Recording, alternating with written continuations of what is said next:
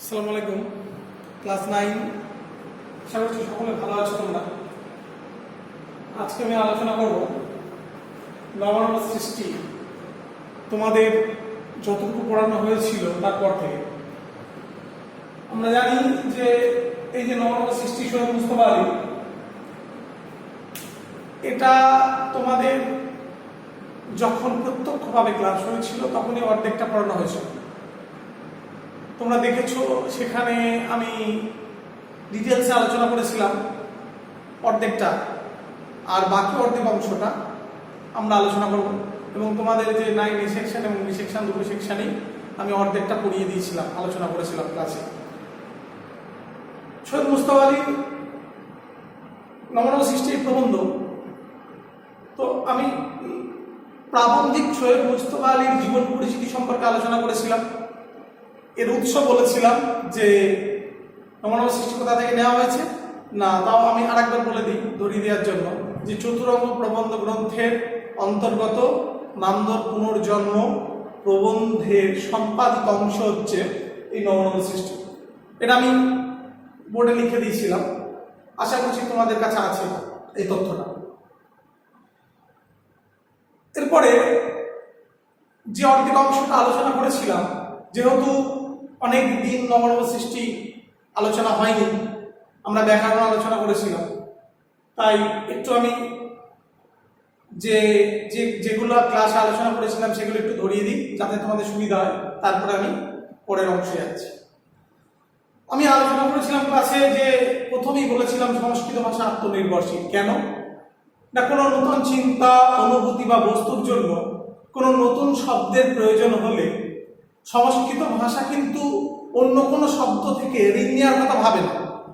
আত্মনির্ভরশীল কাকে বলে আমি বলেছিলাম সেলফ ডিপেন্ড, তাই তো, নিজের উপর নির্ভরশীল। তো সেলফ ডিপেন্ডেন্ট যারা কারা হয়, নিজের উপর নির্ভরশীল। কারণ আমরা জানি যে নিজের উপর নির্ভরশীল তারাই যারা অন্যের কাছ থেকে কোনো ধার টার নেয় না, সে যারা নিজেরাই পৃথিবীতে টিকে থাকার জন্য, নিজের অস্তিত্ব বহন করার জন্য নিজেই পারদর্শী, কারোর কাছ থেকে ঋণ বা ধার নেয় না। সংস্কৃত ভাষাও তাই, বা সংস্কৃত ভাষা আত্মনির্ভরশীল। কারণ আমি ক্লাসে আলোচনা করেছিলাম কোনো নতুন চিন্তা, অনুভূতি বা বস্তুর জন্য কোনো নতুন শব্দের প্রয়োজন হলে সংস্কৃত ভাষা, সংস্কৃত যে শব্দ ভাণ্ডার, সে ধার নেওয়ার কথা ভাবে না। প্রথমে কি করে না, তার আপন শব্দ ভাণ্ডার, নিজের শব্দ ভাণ্ডারে চলে যায় এবং গিয়ে খোঁজ করে দেখে যে সেখানে কোনো ধাতু বা শব্দ আছে কিনা, যার সামান্য একটুখানি চেঞ্জ করে দিয়ে, অদল বদল করে দিয়ে নতুন শব্দটি নির্মাণ করা যায়। তার মানে এই নয় যে সংস্কৃত ভাষা কোনোদিন ঋণ নেয়নি, নিয়েছে, ধার নিয়েছে, কিন্তু তার পরিমাণ এতই অল্প যে সংস্কৃত ভাষাকে স্বয়ংসম্পূর্ণ ভাষা বলতে কারোর কোনো আপত্তি থাকার কথা নয়। এরপরে আমি আলোচনা করেছি যে কোন কোন ভাষা আত্মনির্ভরশীল। বলেছিলাম যে হিব্রু, গ্রিক, আবেস্তা এবং ঈসব পরবর্তী যুগের আরবি আত্মনির্ভরশীল, কিন্তু বাংলা এবং ইংরেজি ভাষা আত্মনির্ভরশীল নয়। কেন সেটা ডিটেলস আলোচনা করেছি, তাও আমি একটু বলে দিই। কারণ বাংলা যে শব্দ ভাণ্ডারটা তৈরি হয়েছে সেখানে কিন্তু শুধুমাত্র নিজের শব্দ আছে তা নয়, বিভিন্ন রকম বিদেশি শব্দ আছে। ইংরেজি শব্দ চেয়ার, টেবিল বাংলা শব্দ ভাণ্ডারে প্রবেশ করেছে। তারপরে বিভিন্ন রকম আমি বলেছিলাম যে লুঙ্গি, ঘুগনি, ঠিক আছে, সেই বর্গী শব্দ, চা, চিনি আমরা তো জানি চীনা শব্দ, তো চশমা ফার্সি শব্দ, আইন আদালত তো আছে হামেশায়। তো বিভিন্ন রকম শব্দ বাংলা শব্দ ভাণ্ডারে প্রবেশ করেছে এবং ইংরেজির ক্ষেত্রেও তাই। তো ওই জন্য বাংলা এবং ইংরেজি এগুলোকে আমরা আত্মনির্ভরশীল ভাষা বলতে পারি না, প্রাবন্ধিক জানাচ্ছে। কারণ কি না, এখানে বিদেশি শব্দ বাংলা শব্দ ভাণ্ডারে প্রবেশ করেছে, নিজের দেশের বিভিন্ন রকম প্রাদেশিক ভাষার শব্দ, ঠিক আছে, অস্ট্রিক, দ্রাবিড় থেকে শুরু করে গুজরাটি, তামিল, তেলেগু সব ভাষার শব্দ বাংলা শব্দ ভাণ্ডারে প্রবেশ করেছে। তো লেখক তথা প্রাবন্ধিক সৈয়দ মুস্তফা আলী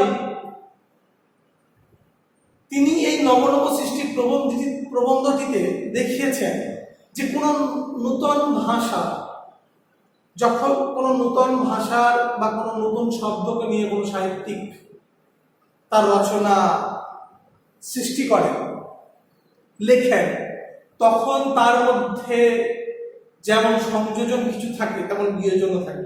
এই জন্যই তো নবনব সৃষ্টি, নতুন নতুন সৃষ্টি। তো বিভিন্ন রকম ভাষাকে নিয়ে তিনি আলোচনা করেছেন, বিভিন্ন ভাষার শব্দ, কোন ভাষা আত্মনির্ভরশীল, কোন ভাষা আত্মনির্ভরশীল নয়, আমরা এগুলো আগে আলোচনা করেছিলাম, জাস্ট ধরিয়ে দিচ্ছি।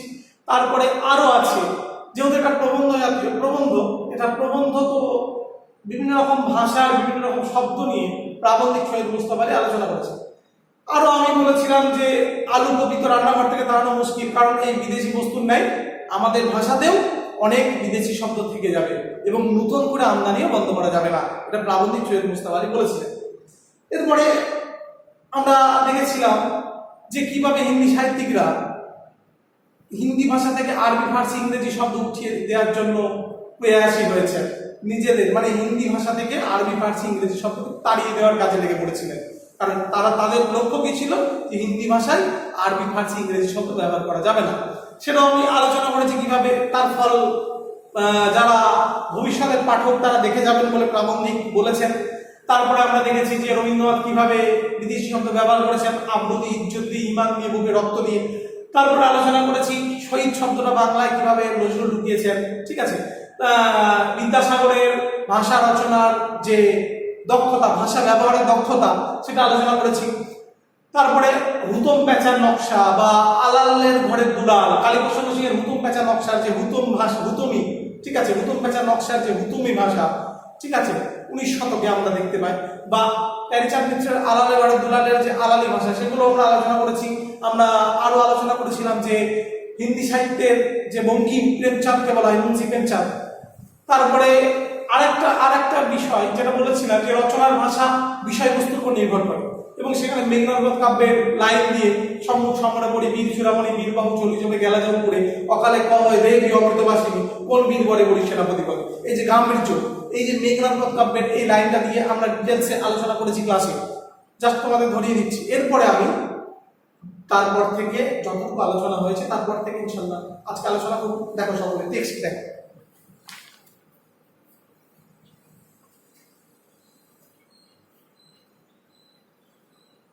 বাংলায় যেসব বিদেশি শব্দ ঢুকেছে তার ভিতরে আরবি, ফার্সি এবং ইংরেজি প্রধান।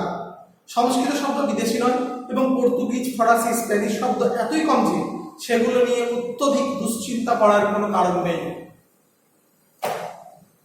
বাংলায় যে সমস্ত বিদেশি শব্দ ঢুকেছে ভালো করে বোঝো, অবশ্যই ডিটেলসে আমি আলোচনা করব। আজকে কিছুটা পড়াবো, এর পরের দিন ইনশাআল্লাহ শেষ করে দেবো এবং নবনব সৃষ্টি থেকে প্রশ্ন দিয়ে দেবো। যে সমস্ত ক্লাস নিয়ে আমি যে সমস্ত প্রশ্ন আলোচনা করব ডিটেলসে ধরে ধরে, তো সেগুলোই পরে ক্লাসে ইনশাআল্লাহ যেদিন ক্লাস আছে সেদিন শেষ করে দিয়ে প্রশ্নগুলো, যে সমস্ত প্রশ্ন আছে, প্রশ্ন হয় সাধারণতই নবনব সৃষ্টি থেকে, সব প্রশ্নগুলো দিয়ে দেবো।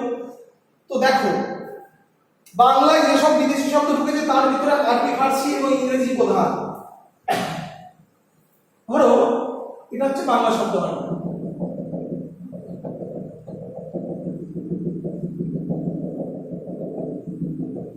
এটা হচ্ছে বাংলা শব্দ ভান্ডার, ভালো করে বুঝবে।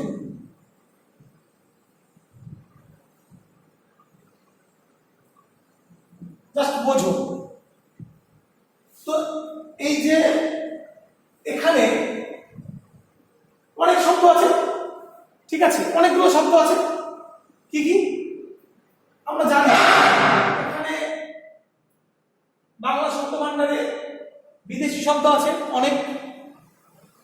কি কি? আরবি আছে, ফার্সি আছে, ইংরেজি আছে, ঠিক আছে, তুর্কি আছে, বর্মি আছে, স্প্যানিশ আছে, বিভিন্ন রকম শব্দ, ফরাসি আছে, স্পেনীয় আছে। তো বিভিন্ন রকম শব্দ আছে, বিভিন্ন রকম ভাষার শব্দ এই বাংলা শব্দ ভান্ডারে প্রবেশ করেছে। কিন্তু তাদের মধ্যে বিদেশি শব্দ, তাদের মধ্যে কারা কারা প্রধান? আরবি বেশি আছে, ফার্সি, আর কি আছে? ইংরেজি, আর আছে ইংরেজি। আরবি, ফার্সি আর ইংরেজি, এই তিনটে শব্দ, এই যে ফার্সি এবং ইংরেজি, এই বাংলা শব্দ ভান্ডারে এই যে আরবি, ফার্সি, ইংরেজি এগুলোই প্রধান বেশি, মানে এই আরবি, ফার্সি, ইংরেজি এই ভাষার প্রচুর শব্দ বাংলায় ব্যবহার করা হয়, বাংলা শব্দ ভান্ডারে প্রবেশ করেছে। আমি বলেছিলাম আইন, আদালত, খাজনা, খারিজ তো আছে, চশমা ফার্সি শব্দ। তারপরে আমরা ইংরেজি চেয়ার, টেবিল, ঠিক আছে, প্রচুর রকম ইংরেজি শব্দ ব্যবহার করি। এমনকি কেরোসিন, আমরা যে কেরোসিন শব্দটা ব্যবহার করি সেটাও ইংরেজি শব্দ। তো বিভিন্ন রকম শব্দ আছে, তার মধ্যে এই আমি বলেছি প্রচুর বিদেশি শব্দ বাংলা শব্দ ভান্ডারে প্রবেশ করেছে। তার মধ্যে আরবি, ফার্সি, ইংরেজি হচ্ছে প্রধান, ঠিক আছে, মূল।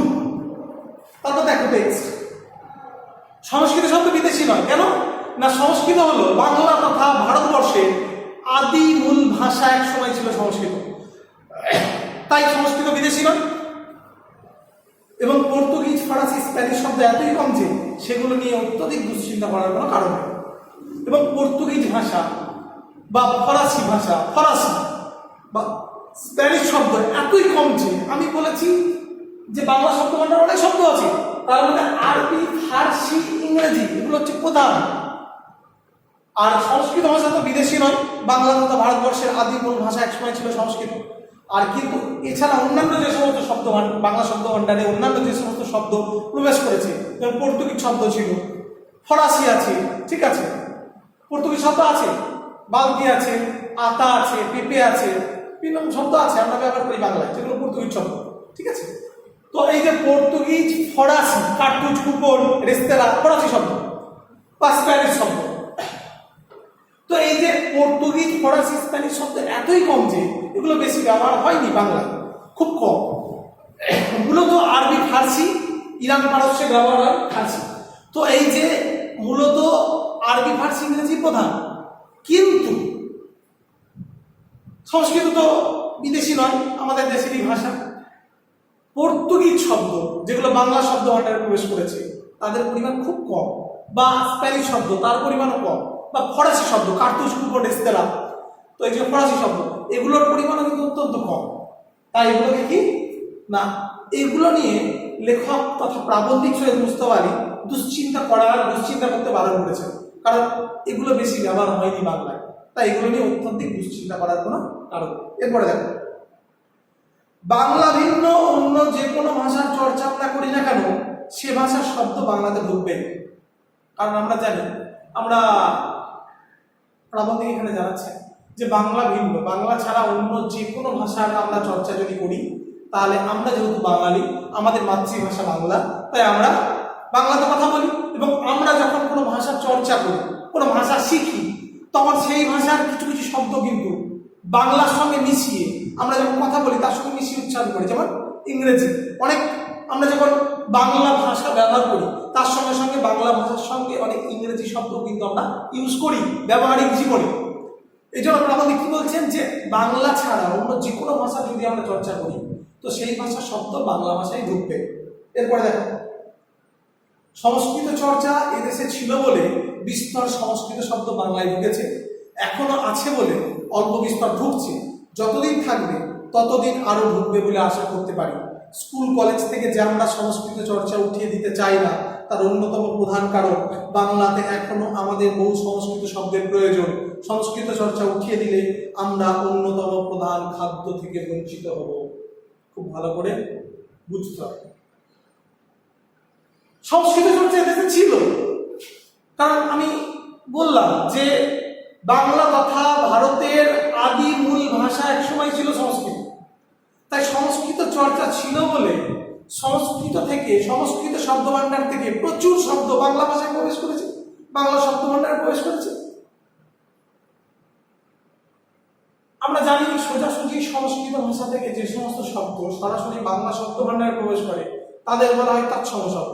তো সেই তৎসম শব্দ প্রচুর ব্যবহার হয়েছে বাংলা ভাষায়,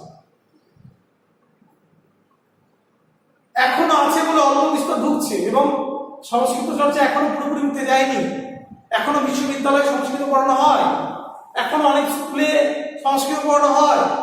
তাই এই চর্চা আছে বলে এখনো কিন্তু অল্প বিস্তর, অল্প হলেও পরিমাণটা কমেছে। আগে ছিল মূল ভাষা, এখন বিভিন্ন রকম আঞ্চলিক ভাষার ব্যবহার হয়। এক একটা রাজ্য ভিত্তিক আমরা জানি লোকাল ল্যাঙ্গুয়েজ, ঠিক আছে, বিভিন্ন রকম আমাদেরই প্রাদেশিক ভাষা আছে প্রচুর, তামিল, তেলেগু, আমাদের মাতৃভাষা যেমন বাংলা। তো গুজরাটি, যারা গুজরাটে থাকে তাদের গুজরাটি ভাষার ব্যবহার হয়, তো তোমরা জানো সেটা। তো সংস্কৃত চর্চার পরিমাণটা কমেছে। আগে ছিল মূল ভাষা, কিন্তু এখন আদিম মূল ভাষা, কিন্তু এখন কিন্তু সংস্কৃত চর্চা মানে খুব একটা দেখা না গেলেও অল্প বিস্তর চর্চা আছে। যার কারণে প্রাবন্ধিক জানাচ্ছেন কি, যে সংস্কৃত ভাষার শব্দ এখনো বাংলা শব্দ ভাণ্ডারে অল্প বিস্তর ঢুকছে। কেন না, আমরা যে কোনো ভাষার চর্চা যদি করি সেই ভাষা থেকে শব্দ বাংলা শব্দ ভাণ্ডারে প্রবেশ করবে, আমরা ব্যবহারিক জীবনে অল্প বিস্তর ব্যবহার করবই সে ভাষা, তাই তো? তারপর দেখো, যতদিন থাকবে ততদিন আরো ঢুকবে বলে আশা করতে পারি। প্রাবন্ধিক কি বলছে, যে যতদিন এই চর্চা থাকবে সংস্কৃত চর্চা, ততদিন কিন্তু বাংলা শব্দ ভাণ্ডারে ওই সংস্কৃত ভাষা শব্দ থেকে বাংলা শব্দ ভাণ্ডারে প্রবেশ করবে। বাঙালি সংস্কৃত ভাষা ব্যবহার করবে যতদিন সংস্কৃত চর্চা থাকবে, সংস্কৃত ভাষার চর্চা থাকবে, তাই তো? তৎসময় শব্দের ব্যবহার হবে বাংলায়। স্কুল কলেজ থেকে যে আমরা সংস্কৃত চর্চা উঠিয়ে দিতে চাই না, তার অন্যতম প্রধান কারণ বাংলাতে এখনো আমাদের মূল সংস্কৃত শব্দের প্রয়োজন। সংস্কৃত চর্চা উঠিয়ে দিলে আমরা অন্যতম প্রধান খাদ্য থেকে বঞ্চিত হব। লাইনটা দাগ দেবে সকলে, ভিভিআই, খুব গুরুত্বপূর্ণ। আমরা অন্যতম প্রধান খাদ্য থেকে বঞ্চিত হব। তাৎপর্য দেখো, খুব ভালো করে আলোচনা করছি, দেখো ভালো করে, মানে তোমরা বুঝবে যে স্কুল কলেজ, প্রাবন্ধিক জানাচ্ছেন যে স্কুল কলেজ থেকে সংস্কৃত চর্চা উঠিয়ে দিই না, তার কারণ কি? এখনো চলছে, তার কারণ কি? কারণ বাংলা ভাষায় এখনো প্রচুর সংস্কৃত ভাষার শব্দের প্রয়োজন। বাংলা ভাষায় বাংলা শব্দ ভাণ্ডারে এখনো কিন্তু ওই যে সংস্কৃত শব্দ, তৎসম শব্দের প্রয়োজন আছে। তাই সংস্কৃত চর্চা যদি উঠিয়ে দেওয়া যায় তাহলে কি হবে? ক্ষতি হতে পারে। কেন না, বাংলা শব্দ ভাণ্ডারে আর ওই যে সংস্কৃত শব্দ আসবে না। বাংলা শব্দ ভাণ্ডারে ধরো এটা তো বাংলা শব্দ ভাণ্ডার, এটা তো সংস্কৃত শব্দ ভাণ্ডার।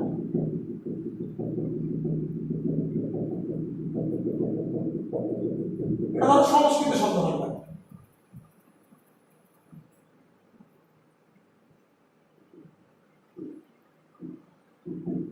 ঠিক আছে, এইখান থেকে কিন্তু অনেক শব্দ আছে। কেন না, আমরা এই সংস্কৃত ভাষার চর্চা করি, বলেই বাংলা শব্দ ভাণ্ডারে আসছে। স্কুল কলেজে এখনো সংস্কৃত ভাষার চর্চা আছে, পড়ানো হয়। কারণ প্রাবন্ধিক জানাচ্ছেন, যদি আমরা সংস্কৃত চর্চা না করি, সংস্কৃত ভাষার চর্চা যদি না করি, যদি স্কুল কলেজে না পড়ানো হয়, তাহলেই আমরা অন্যতম প্রধান খাদ্য থেকে বঞ্চিত হব। আমরা ব্যবহারিক জীবনে, আমাদের পার্থিব জগতে চলার পথে বিভিন্ন রকম খাবার খেয়ে আমাদের বেঁচে থাকতে হয়, তাই তো? আমরা খুব সহজেই হাতের কাছে যে খাবারটা পাই, যদি হঠাৎ করে সে খাবারটা যদি বন্ধ করে দিই তাহলে আমাদের ক্ষতি হতে পারে। সংস্কৃত ভাষাও হচ্ছে ওই যে হাতের কাছে খাবার পাওয়ার মতোই।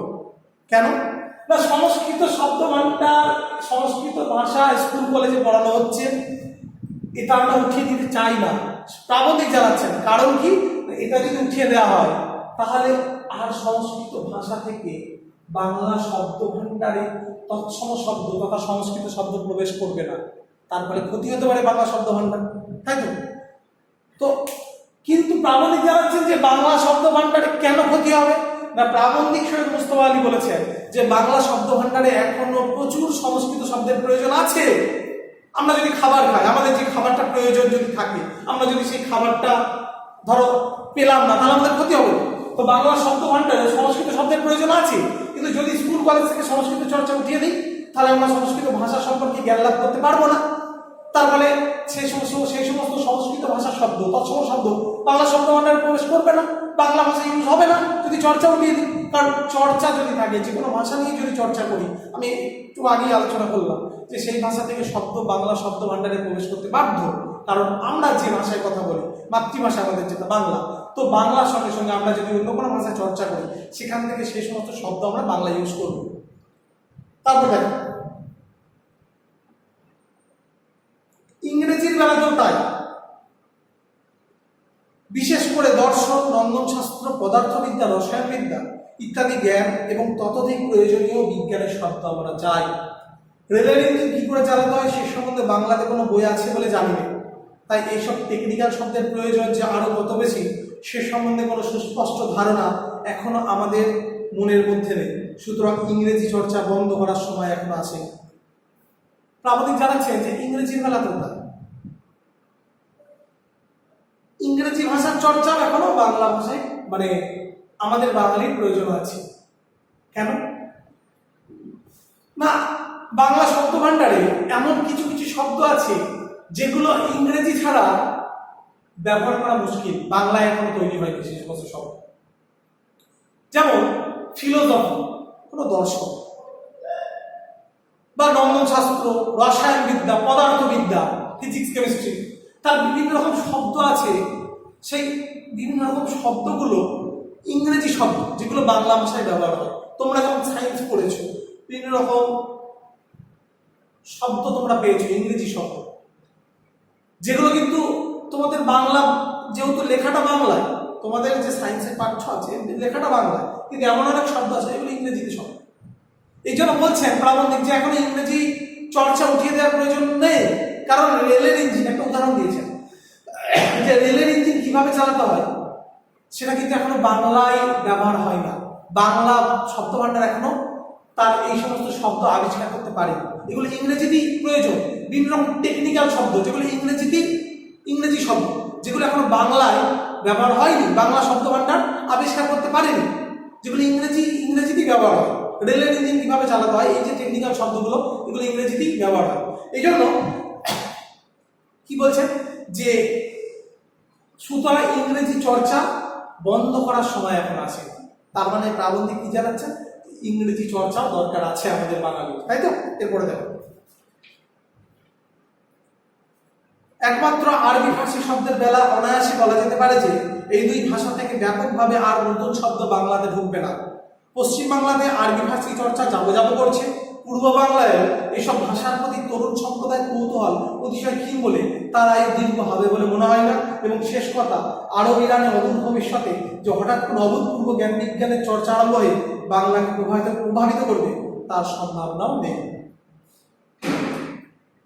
আরবি ফার্সি শব্দের বেলা প্রাবন্ধিক জানাচ্ছেন যে অনায়াসে বলা যেতে পারে এই দুই ভাষা থেকে ব্যাপকভাবে নতুন শব্দ বাংলাতে ঢুকবে না। আগে যা ঢুকে গেছে এই যে আরবি ফার্সি, এই যে আরবি আর ফার্সি, ঠিক আছে? তো এইখান থেকে নতুন করে প্রচুর পরিমাণে বাংলা শব্দ ভাণ্ডারে এই আরবি ফার্সি শব্দ আর ঢুকবে না। আগে প্রচুর ব্যবহার হয়েছে, কিন্তু নতুন করে ব্যাপকভাবে আর বাংলা শব্দ ভাণ্ডারে আরবি ফার্সি শব্দ প্রবেশ করবে না। কেন না, পশ্চিম বাংলাতে আরবি ফার্সি চর্চা যাবো করছে। কারণ আমরা জানি যে কোনো ভাষা যদি চর্চা না করি, যে কোনো ভাষা আমরা যখন চর্চা থেকে বিরত থাকি, তখন কিন্তু সেই ভাষার শব্দগুলো আর আমরা ব্যবহার করবো না ব্যবহারিক জীবনে। তো পশ্চিম বাংলাতে আরবি ফার্সি চর্চা যাবো করছে, কারণ পশ্চিম বাংলাতে আর সেরকম ভাবে আরবি ফার্সি চর্চা হচ্ছে না। পূর্ব বাংলায়ও এসব ভাষার প্রতি তরুণ সম্প্রদায়ের কৌতূহল অতিশয় ক্ষীণ বলে তারাই দীর্ঘ হবে বলে মনে হয় না। এবং প্রাবন্ধিক কি জানাচ্ছেন যে পূর্ব বাংলা, আমাদের তো এটা পশ্চিম বাংলা, ওয়েস্ট বেঙ্গল, পূর্ব বাংলা। আমরা জানি যে আগে অখণ্ড বাংলাদেশ ছিল, কিন্তু ভাগ হয়ে যায়, একটা হয়ে যাচ্ছে পূর্ব বাংলা, বাংলাদেশের ওইটা, আর এটা হচ্ছে পশ্চিম বাংলা। তো পশ্চিম বাংলাতে আরবি ফার্সি চর্চা যাবো করছে, আর বাঙালিরা আরবি ফার্সি চর্চা করছে না।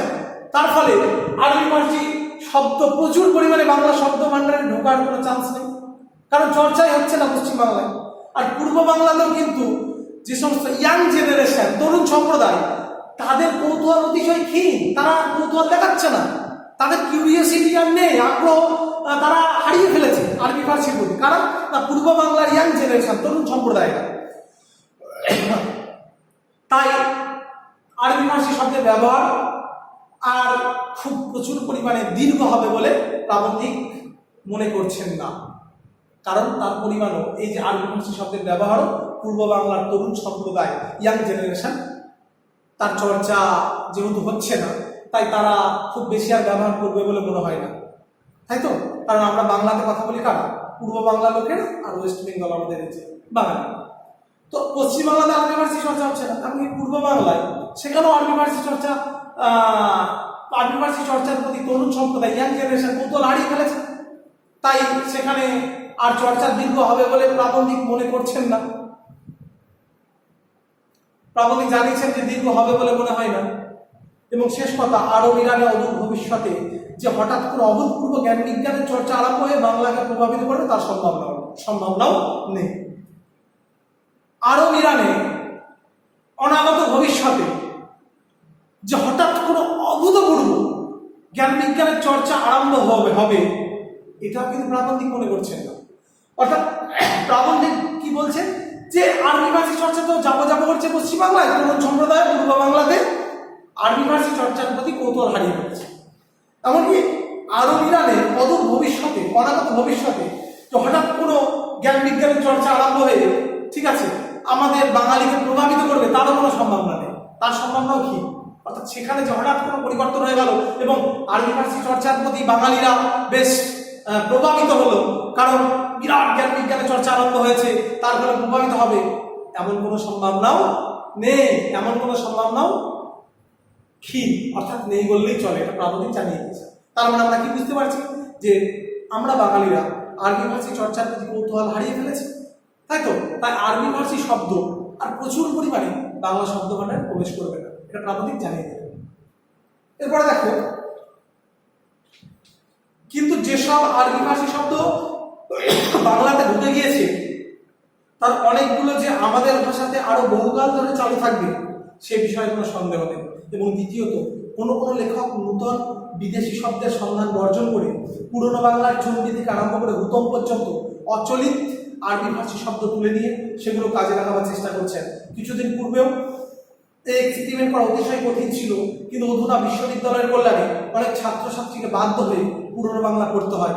তারা এইসব শব্দের অনেকগুলো অনায়াসে বুঝতে পারবে বলে অচলিত অনেক আরবি ভাষী শব্দ নূতন মেয়াদ পাবে। দেখো ভালো করে, যে সমস্ত আরবি ভাষী শব্দ বাংলা শব্দ ভাণ্ডারে ঢুকে গেছে, অলরেডি প্রবেশ করেছে, সেগুলো আমাদের ভাষাতে বহুকাল ধরে চালু থাকবে, তাতে কোনো সন্দেহ নেই। প্রাবন্ধিক এটা নিঃসংকোচে জানিয়ে দিলেন। এবং দ্বিতীয়ত, কোন লেখক নূতন বিদেশি শব্দের সন্ধান বর্জন করে আমাদের, দ্বিতীয়ত, প্রথম কি বললেন যে সমস্ত আরবি ভাষী শব্দ বাংলা শব্দ ভাণ্ডারে ঢুকে গেছে, প্রবেশ করেছে, তার চর্চা, তার ব্যবহার বহুকাল ধরে চালু থাকবে, তাতে কোনো সন্দেহ নেই। নূতন করে আর বেশি ঢুকবে না, কিন্তু যেগুলো ঢুকে গেছে অলরেডি সেগুলো কিন্তু চালু থাকবে।